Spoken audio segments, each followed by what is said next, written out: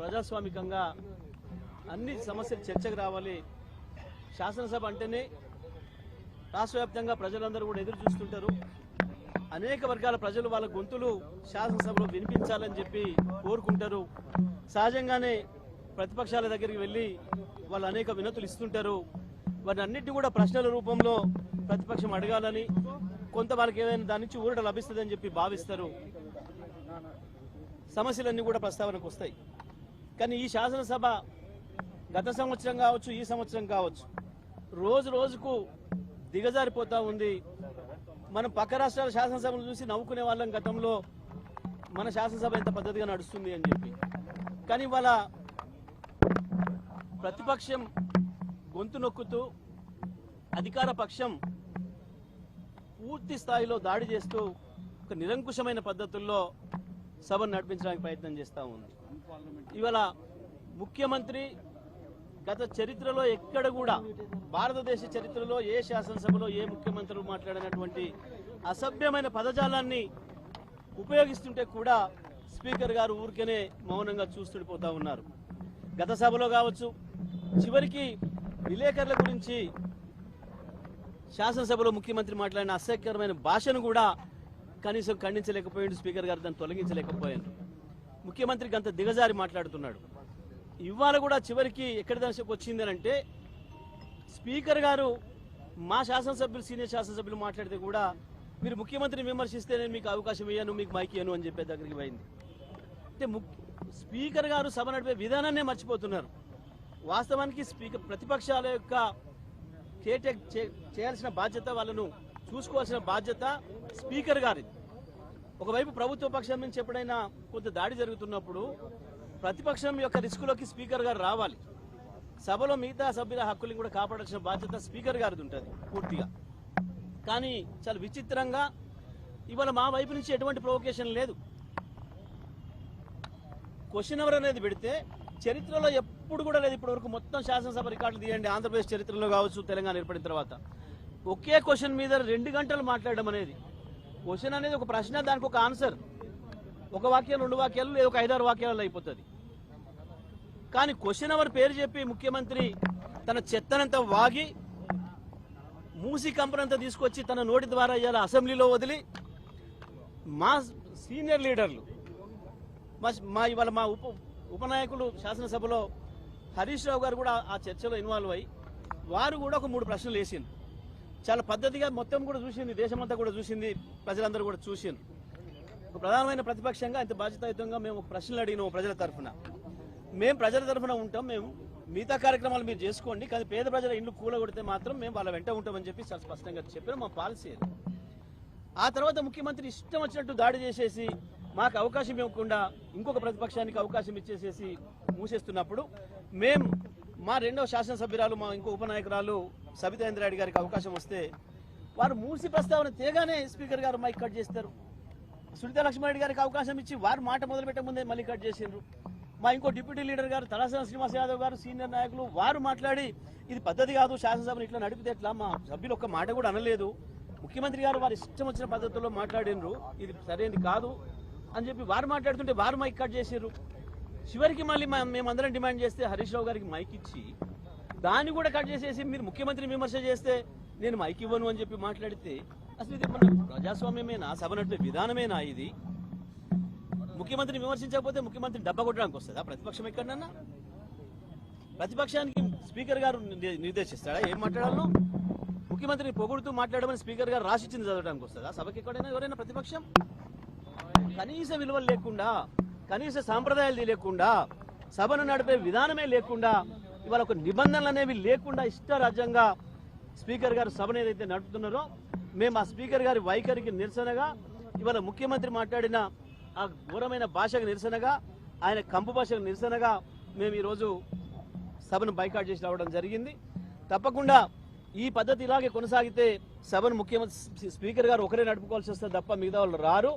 ఇది ప్రజాస్వామ్యంలో జరగాల్సిన విధానం కాదు. ఇప్పటివరకు భారతదేశంలో ఏ సభ చరిత్రలో కూడా ఈ రకంగా ఒక స్పీకర్ రూలింగ్ ఇచ్చే పద్ధతి ఉండదు.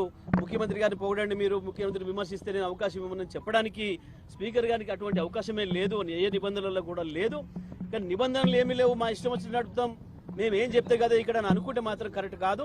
స్పీకర్ గారు కూడా నిబంధనలే ఉంటాయి, శాసనసభ నడపడానికి నిబంధనలు ఉంటాయి, తప్పకుండా నిబంధనల ప్రకారమే నడవాలి. సభలో అందరి సభ్యులకు సమాన హక్కులు ఉంటాయి, వాళ్ళ హక్కుల్ని కాపాడాల్సిన బాధ్యత మాత్రమే స్పీకర్ గారికి ఉంటుంది. ఈ విషయాలు కూడా మర్చిపోయి ఏకపక్షంగా ప్రభుత్వానికి సపోర్ట్ చేస్తూ ఏదైతే స్పీకర్ గారు ఇవాళటువంటి మాటలు మాట్లాడినరో మేము దాని నిరసనగానే మేము ఈ రోజు సభను బాయ్కాట్ చేసి రావడం జరిగింది.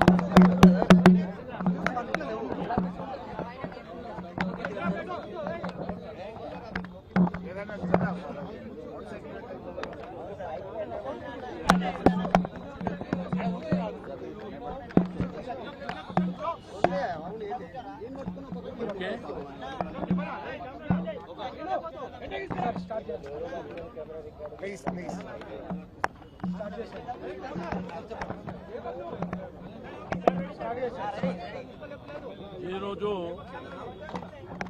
శాసనసభ నడిపేటువంటి విధానం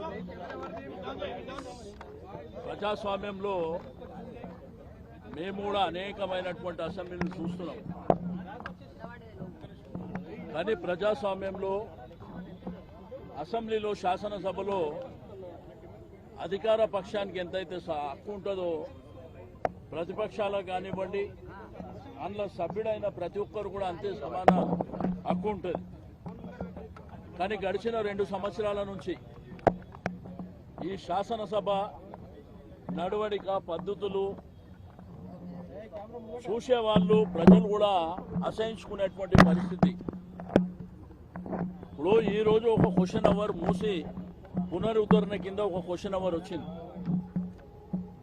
ఆ క్వశ్చన్ మీద డిస్కషన్ జరుగుతున్నటువంటి సందర్భంలో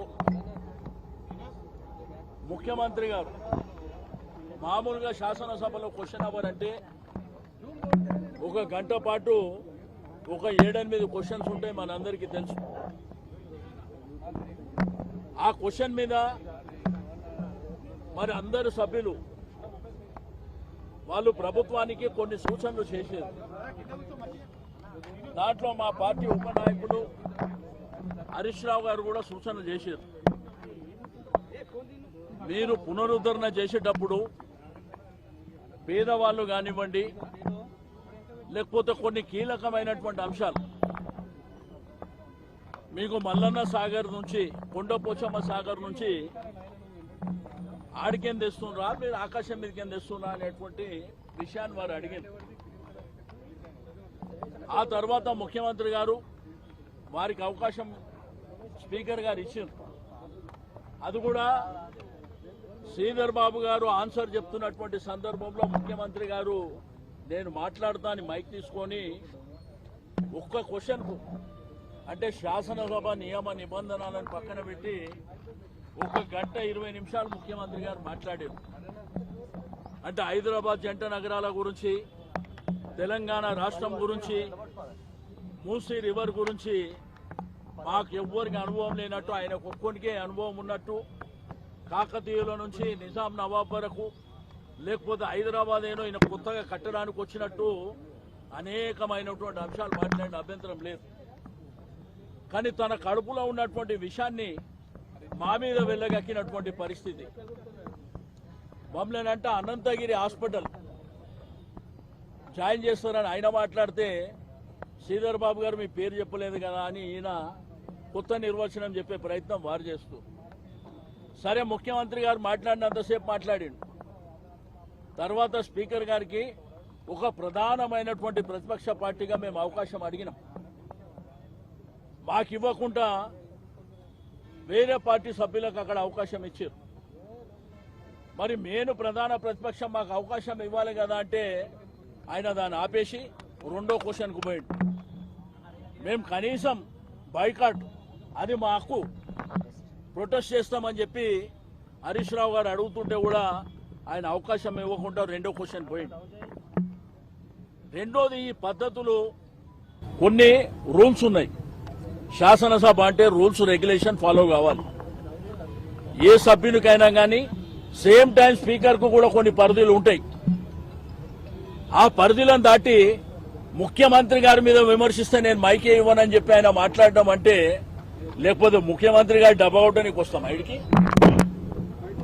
2 సంవత్సరాల కాలంలో మీరు ఒక్క ప్రాజెక్టు కూడా మీరు టేకప్ చేయకుండా ఈడ వచ్చి ఇష్టం ఉన్నట్టు మాట్లాడితే మాకు కూడా మాట్లాడేటువంటి అవకాశం కావాలని మేము అడుగుతుంటే మరి మాకు అవకాశం ఇవ్వకుండా స్పీకర్ గారైతే ఆ తల కూడా మా సైడు అంటే లెఫ్ట్ సైడ్ చూసే ప్రయత్నమే చేయరు. మేము అనేకమైనటువంటి శాసనసభలు చూసినాం. 30 ఏళ్ల నుంచి శాసనసభ చూస్తున్న అంతమంది స్పీకర్లను చూసినాం. మీకు అధికార పక్షానికి అవకాశం ఇచ్చినప్పుడు ప్రధానమైనటువంటి ప్రతిపక్షానికి కూడా అంతే అవకాశం ఇస్తాం. మరి గతంలో కేసీఆర్ గారు ముఖ్యమంత్రి ఉన్నప్పుడు వాళ్ళు 5 మంది శాసనసభ్యులు ఉన్నా వాళ్ళు 5 మందికి మాట్లాడేటువంటి అవకాశం ఇచ్చారు. గంటల తరబడి అనేకమైనటువంటి అంశాల విషయంలో మాట్లాడారు. కానీ ఇది ప్రజాస్వామ్యంలో పద్ధతి కాదు. వాళ్ళు ఇది గాంధీ భవన్ లాగానే దాన్ని వాడుకుంటారు. గాంధీ భవన్ లో నా ఇష్టం ఉన్నట్టు నేను మాట్లాడుకుంటా, ఎవడు పడితే వాడు మాట్లాడవచ్చు అని అట్లా ఆ పద్ధతిలో వాడుకుంటున్నారు. దీన్ని మేము తీవ్రంగా ఖండిస్తున్నాం. శాసనసభని శాసనసభగా మీరు అదే పద్ధతిలో శాసనసభ ప్రకారమే నడవనిస్తే మేము హౌజ్లోకి వస్తాం తప్ప మీ ఇష్టం ఉన్నట్టు గాంధీ భవన్ లాగా నడిపిస్తే మాత్రం వచ్చే ప్రసక్తే ఉండదు అక్కడ. ఎందుకంటే లక్షలాది రూపాయలు వెచ్చించి శాసనసభ నడుస్తుంది. రైతాంగం కానీ, ప్రజలు కానీ, యువకులు కానీ, మహిళలు కానీ, హైదరాబాద్ జంట నగరాల ప్రజలు కానీ శాసనసభలో మా అంశాల విషయంలో ప్రధాన ప్రతిపక్షం కానీ శాసనసభ్యులు ఏం మాట్లాడుతున్నారని ప్రజలందరూ వెయిట్ చేస్తారు. అధికార పక్షం ఆన్సర్ కూడా ఏ విధంగా ఉంటుందని వెయిట్ చేస్తారు. అవన్నీ కాకుండా బుల్డోజ్ చేసి మా ఇష్టం ఉన్నట్టు మేము చేసుకుంటాం. మాకు మా ప్రభుత్వం ఉన్నది కాబట్టి చాలా మందిని చూసినాం. ప్రభుత్వాలు అనేది శాశ్వతం కాదు. చరిత్రలో అనేకమైనటువంటి ప్రభుత్వాలు వచ్చినాయి. ఏదో రాచరిక పాలన కొనసాగించాలంటే తప్పకుండా ప్రజలు బుద్ధి చెప్పేటువంటి సమయం కూడా ఆసన్నమవుతుందని చెప్పి నేను ఈ సందర్భంగా తెలియజేస్తూ అన్నాను. ముఖ్యమంత్రి గారిదేమో విచిత్రం. ఒకవైపున సూచనలు ఇవ్వమంటాడు, సలహాలు ఇవ్వమంటాడు, మీ అభిప్రాయాలను గౌరవిస్తా అంటాడు, మళ్ళా వెంటనే తిట్టేటువంటి బూతు మాటలు ప్రయోగించే ప్రయత్నం చేస్తాడు. కంపు ఉన్నదంటే నీకే కంపు ఉన్నది కదా, నువ్వు మాట్లాడిన దాంట్లోనే కంపు ఉన్నది కదా. మాట్లాడిన ఏ శాసనసభ్యులు కూడా ఇన్క్లూడింగ్ మా ఉపనాయకుడు హరీష్ రావు గారు కూడా మాట్లాడినప్పుడు ప్రభుత్వాన్ని విమర్శ చేయలే. ఆయన కొన్ని సూచనలు మాత్రమే చేసిండు. మేము ఎక్కడన్నా ముఖ్యమంత్రి గారు ఇంత లెంతీగా మాట్లాడేటప్పుడు షార్ట్ డిస్కషన్ అయినా పెట్టాలి. ఇది ఈ సబ్జెక్టు చాలా గంభీరత ఉన్నది కాబట్టి దీనికి 2 గంటల సమయం కేటాయిస్తామన్నా పెట్టాలి. మైక్ ఉన్నదని చెప్పి మీ ఇష్టం ఉన్నట్టు మాట్లాడి మీరు వెళ్ళిపోతే అంటే మా గొంతుకు అవసరం లేదా? కాబట్టి మేము మరి ఇక్కడికి వచ్చి అమరవీరుల స్తూపం దగ్గర మా నిరసన తెలియజేయడానికి ఇక్కడికి రావడం జరిగింది. మూసీ మీద ఆలోచన అసలు మూసీ మీద ఆలోచన వినడానికి ముఖ్యమంత్రి సిద్ధం లేడు. హరీష్